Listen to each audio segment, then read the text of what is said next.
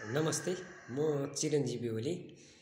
म आज हजुरहरूलाई एउटा हाम्रो साह्रै सबैजना प्राय जस्तो हामी नेपालीहरूलाई सबैजनालाई मनपर्ने एउटा सब्जीको बारेमा चाहिँ हजुरहरूलाई म जानकारी गराउन गइरहेको छु। मैले बुझेसम्म र जानेसम्म अनि भेटेसम्म चाहिँ त हजुरहरूलाई म देखाएर यो जस्ट अहिले मैले भर्खर जम्मा बाहिरबाट भित्र आउन्जेली जम्मा 2 मिनेट भयो होला टिपेर लिएर आएको।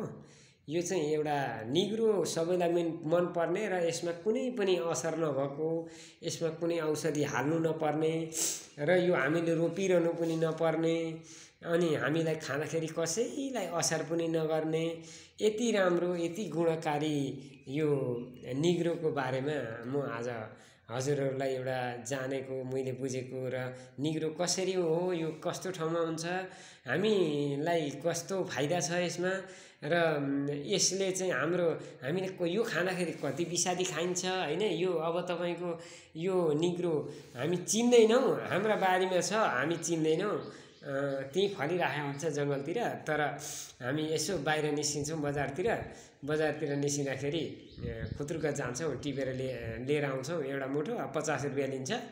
50 रुपैयाँ ल्याउँदाखेरि हामी भनौँ न 2 जनालाई अब 3 जनालाई यसो अरू मिसमास गरेर खाँदाखेरि एक चाक हुन्छ। अब यही निग्रो हामीले यसो हेऱ्यौँ वरिपरि बारीमा चिन्यौँ भने त्यही टिपेर यसरी खाँदाखेरि पनि यो धेरै राम्रो चिज हो।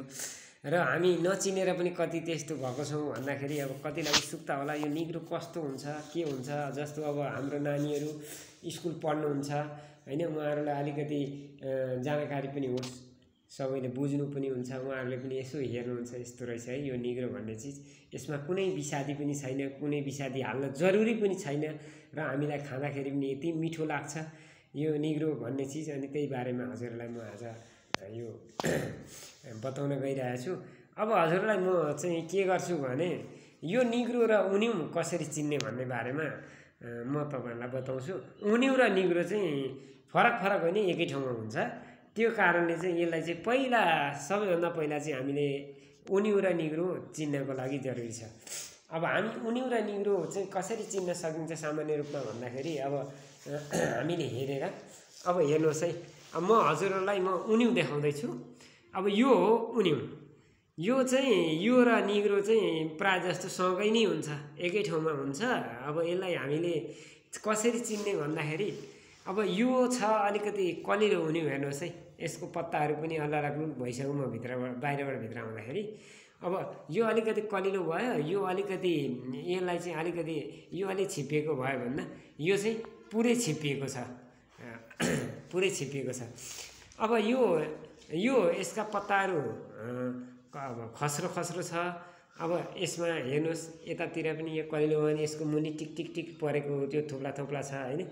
अब यसमा पनि अब यो जुन पूर्ण रूपमा छिप्पिएको छ यसमा त पुरै नै अब यहाँ हेर्नु न एकदम यो डिजाइनै छ, डिजाइन थोपा छ भने अब हाम्रो निग्रोमा चाहिँ अब यो पूर्ण रूपले उन्यु भयो। अब यो चाहिँ भनेको निग्रो हो। अब यो निग्रो हेर्नुहोस् है कति फरक छ, अघि तपाईलाई मैले देखाएर अहिले देखाउँदाखेरि धेरै नै फरक छ। अब यो कलिलो भन्दा हामीले खाना भन्दा अलिकति माथिल्लो स्टेपमा गएको छ यो हैन। यसलाई अलिकति खाना पकाउँदाखेरि पनि अब हामीलाई राम्रो लाग्दैन, खस्रो हुन्छ, पाक्दैन। र यसको मुनिबाट तपाईको केही नै छैन, हेर्नुहोस् चिल्लो छ। यो अलिकति यसको मात्रा हरियो छ हैन। यो हामीले खाना अयोग्य भइसक्यो, यो छिप्पिसक्यो। यो चाहिँ भनेको अब यो निग्रो हो। अब यो अलिकति कलिलो थियो, यो अलिकति छिप्पिएको भयो भने यो पूर्ण रूपमा छिप्पिएको हो। अब मैले हजुरहरूलाई अघि देखाएँ जस्तो यो चाहिँ निग्रो। अब हेर्नुहोस् मुनिबाट यसको केही पनि छैन, एकदम सादा छ, यो भयो निग्रो हैन। अब यो चाहिँ के छ भन्दा हाम्रो बाख्राहरूले पनि यसलाई घाँसको रूपमा खान्छन् भने तपाईको यो उन्यु छ, उन्यु चाहिँ तपाईको घाँसको रूपमा लिँदैन। अनि त्यसकारणले हामीले यसरी चाहिँ चिन्न सकिन्छ।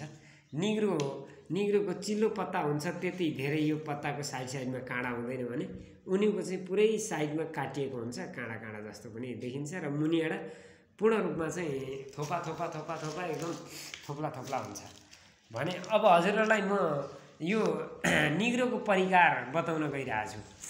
अब निग्रो हामीले अघि हेऱ्यौँ निग्रो चिन्यौँ। अब ठिक छ, त्यसमा केही छैन। यो चाहिँ अब निग्रो यो मैले हजुरलाई देखाउनको लागि धेरै कलिलो टिपेर लिएर आएँ होइन। यो चाहिँ खाना योग्य एकदम ठिक्क भएको छ। यो तिनवटा चाहिँ, यी अरू चाहिँ अलिक सानो सानो छ। अब हामीले खाने निग्रो यही हो।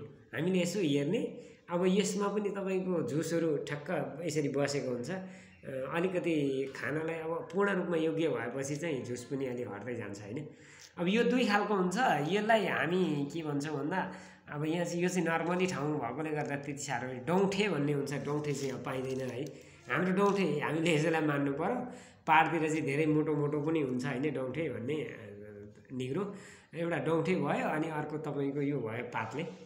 यो पातले चाहिँ छिटो पनि पाक्छ। अलिकति छिटो पाक्ने हुँदाखेरि यो पत्ता पत्ता भएकोले यसलाई पातले भने, यसलाई चाहिँ डौँठे भन्नुभयो।